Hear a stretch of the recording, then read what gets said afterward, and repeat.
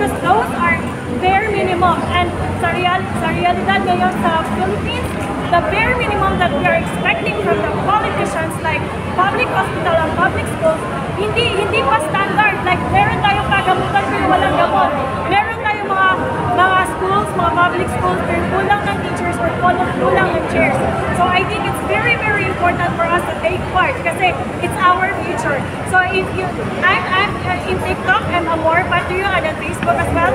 I am a more patriot. To be honest, I am a private individual. I do not do public profile until until such time that I have the realization that we really need to speak up. We really need to take part in active participation when it comes to fighting corruption. Ma'am, ano yung matapang na panawagan para sa ating mga Pilipino, lalo na po sa matinding korupsyon ngayon na tumulungan sa ating bansa? Panawagan po para sa lahat. Huwag po tayong maging pipi, maging bingi at bulag. Kayo po ay sumama para makisa sa mga Pilipino. Wala pong dilawan, wala pong kakamping, wala pong Duterte supporters or whatever. Tayo ay Pilipino, we should take responsibility in securing our future. For me, kung wala kang gagawin, kung wala kang sasabihin sa mga nangyayari, para na rin sinasabi mo, para na rin an indirect permission given to these crooked politicians that it's okay for them to plunder us, it's okay for them to abuse us financially and economically. Thank you very much.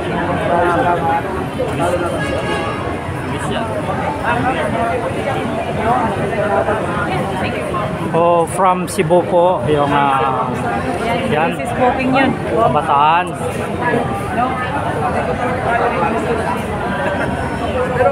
At si Mama Vivian, no?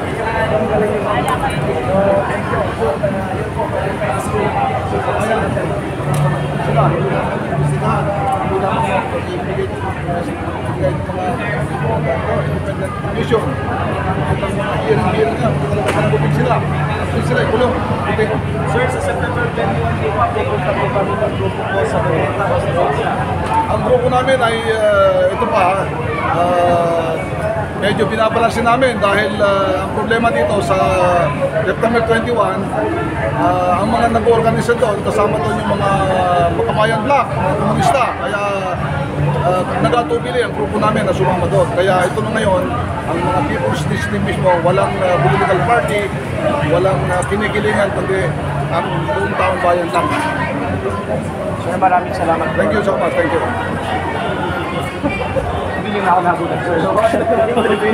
Ang sigaw ng transport sector, Ito, sir. wakasan ang korupsyon. Wakasan ang korupsyon. Hindi lakasan ako, hindi wakasan. Wakasan ang korupsyon.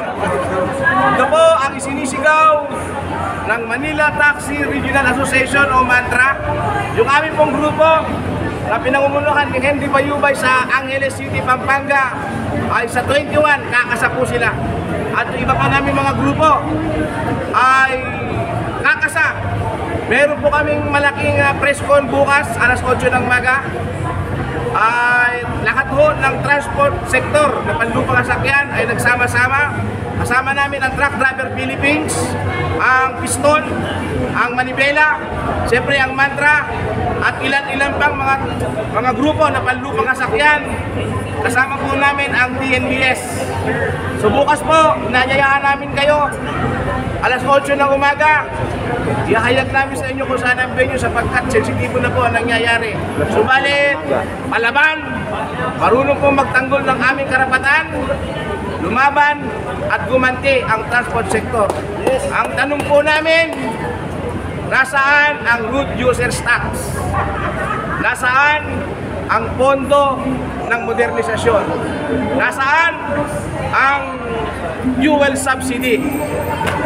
Yan po ay gusto naming sagutin. At ang aming mga kasamahan na na-impound, humihiling po sila na magkaroon ng amnesty. Yung pong JAW na kanilang memorandum, 2 million sa bus, 1 million sa UB, 200,000 sa taxi, 20,000 sa tricycle. Nasaan ang mga bulta na yan nasaan ang aming mga sasakyan na in-impound ninyo. Ilabas po ninyo yan sa impounding area ng LTO at LTFRB. Alam namin yung mga sasakyan na in-impound ninyo ay malaking perwisyo ang ginawa ninyo sa transport sector.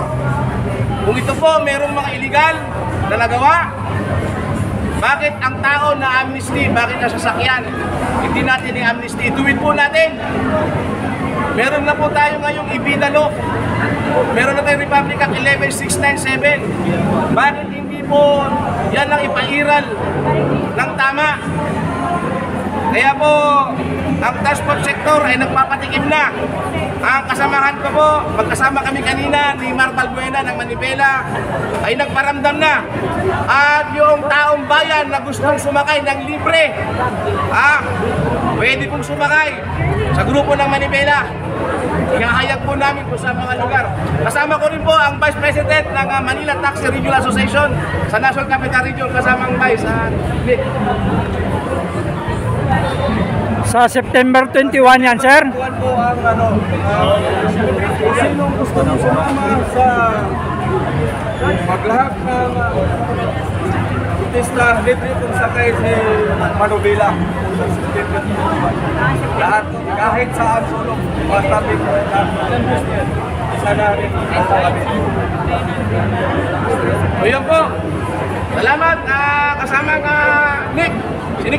Si Nick po ay aming Vice President. Siya po yung tinutuloy ko na naka-standby doon sa Masinag. Malaking grupo po ng taxi group ang naroon sa Masinag at Tipolo. Siya po yun. Sa amin po namang Valenzuela, yung Presidente ng National Capital Region, si Jerry Dunesa. At sa aming Region 4A, si Marcel Watanabe, babae po, dalawa silang babae na taxi driver. At si Ethel Violente.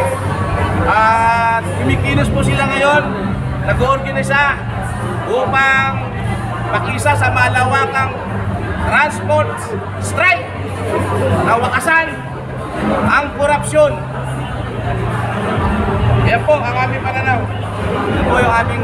So itong transport strike nito, hanggang kailan po matatapos to, sir? Hanggang hindi natatapos, nawawakasan ang korupsyon. Hindi kami titigil. Tuloy-tuloy. Tuloy-tuloy ito. Huwag natin palamigin ito at maging panis na may basura lamang. Tuloy-tuloy, initin natin papuntang Nasaga. So ang hikain ng bayan para makakasana ang korupsyon. Ating ganda. Kung kailangan pairalin ang batas, lansangan, Gagawin! ng grupo namin. Salamat. Maraming salamat at yun sa sektor ng ating Manubila at sa taxi at saka transport sector, mga kababayan, at yan po, no, so sa mga walang masakyan, sila magbibigay ng libreng sakay sa September 21, no. Ayan po yung kanilang